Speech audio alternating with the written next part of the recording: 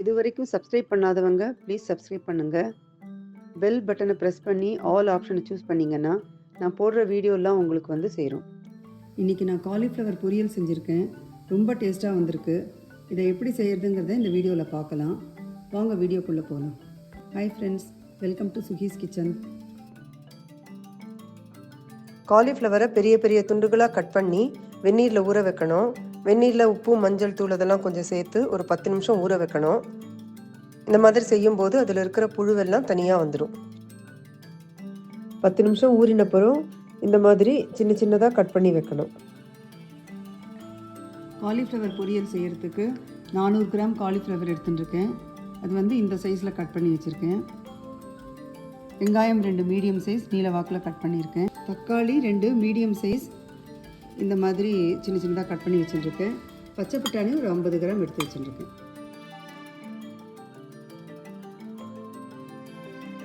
இந்த காலிஃப்ளவர் பொரியலுக்கு ஒரு பொடி செஞ்சு சேர்க்கணும்.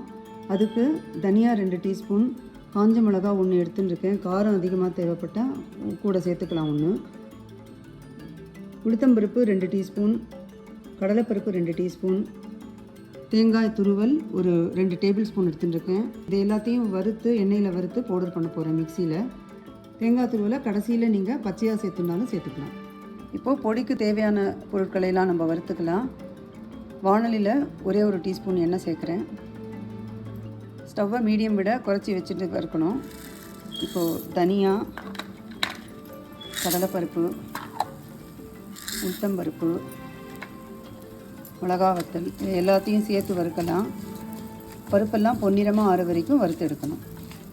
இப்போது பருப்பெல்லாம் பொன்னிறமாக ஃப்ரை ஆகிடுத்து. இந்த தேங்காய் துருவலையும் இதில் சேர்த்து வறுத்துக்கலாம்.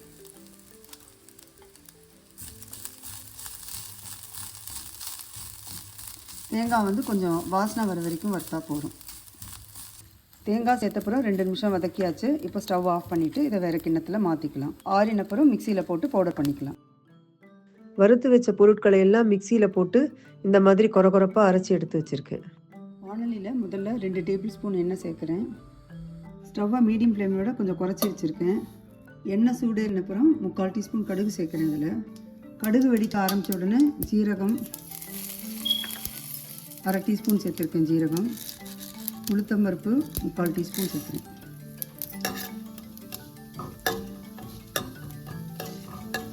உளுத்தம்பருப்பு பொன்னிறமாக ஆற வரைக்கும் வறுத்துக்கணும். இப்போது 5-6 கருவேப்பிலையும் அதில் சேர்த்துடுறேன்.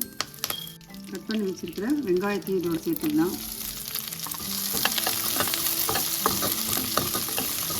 இதோட கொஞ்சம் உப்பும் சேர்த்து வதக்கிக்கலாம். அப்போ தான் சீக்கிரமாக வதங்கும். வெங்காயம் பொன்னிறமாக ஆற வரைக்கும் வதக்கிக்கலாம். வெங்காயம் வதக்கும் போது 2 பச்சை மிளகாயும் நீல வாக்கில் கட் பண்ணி இந்த மாதிரி சேர்த்து வதக்கியிருக்கேன்.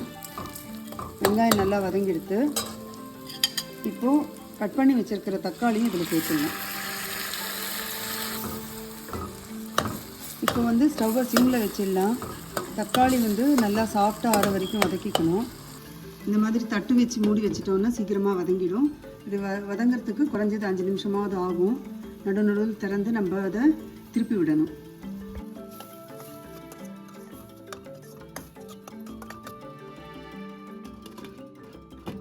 தக்காளி நல்லா சாஃப்டாக வதங்கிடுத்து. இப்போது 1/4 டீஸ்பூன் மஞ்சள் தூள் சேர்த்து இதில் கலந்து விடுறேன். இப்போது கட் பண்ணி வச்சுருக்கிற இந்த காலிஃப்ளவர் இதோட சேர்த்துக்கலாம். பச்சை பட்டாணியும் சேர்த்துக்கலாம் இதோட.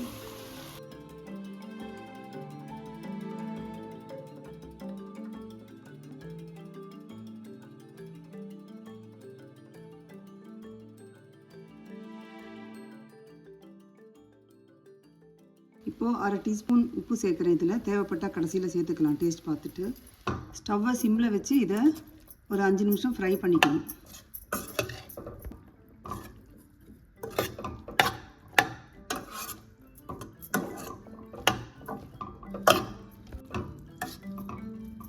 காலிஃப்ளவரை இந்த மாதிரி எண்ணெயில் வறுத்துட்டு அப்புறமா நம்ம வேக வச்சோம்னா குழஞ்சி போகாமல் இருக்கும்.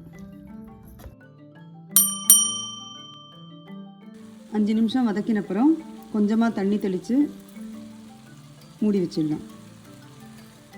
அடுப்பை சிம்மில் வச்சுட்டு இந்த மாதிரி மூடி வச்சிட்டோம்னா 10 நிமிஷத்தில் வெந்துடும். காலிஃப்ளவர் நல்லா சாஃப்டாக வெந்துடுது. இப்போது இந்த பவுடரை போட்டுடலாம். இதில்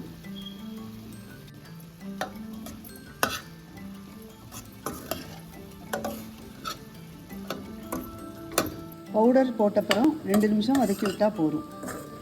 2 நிமிஷம் வதக்கியாச்சு. இப்போ கொத்தமல்லி தழையை தூவிட்டு ஸ்டவ் ஆஃப் பண்ணிடலாம்.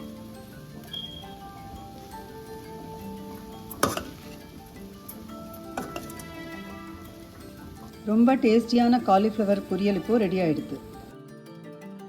இந்த காலிஃப்ளவர் பொரியலை சூடான சாதத்தில் நெய் சேர்த்து கலந்து சாப்பிட்டா ரொம்ப நல்லா இருக்கும். எல்லா சாதத்துக்கும் சைட் டிஷ்ஷாகவும் யூஸ் பண்ணிக்கலாம். ரொட்டி சப்பாத்திக்கு கூட சைட் டிஷ்ஷாக யூஸ் பண்ணிக்கலாம். இதை நீங்களும் ட்ரை பண்ணி பாருங்கள். உங்களுக்கு இந்த வீடியோ பிடிச்சிருந்ததுன்னா லைக் பண்ணுங்கள், எல்லாருக்கும் ஷேர் பண்ணுங்கள், உங்கள் கமெண்ட்ஸ் அனுப்புங்க, சேனலை சப்ஸ்கிரைப் பண்ணுங்கள். தேங்க்ஸ் ஃபார் வாட்சிங்.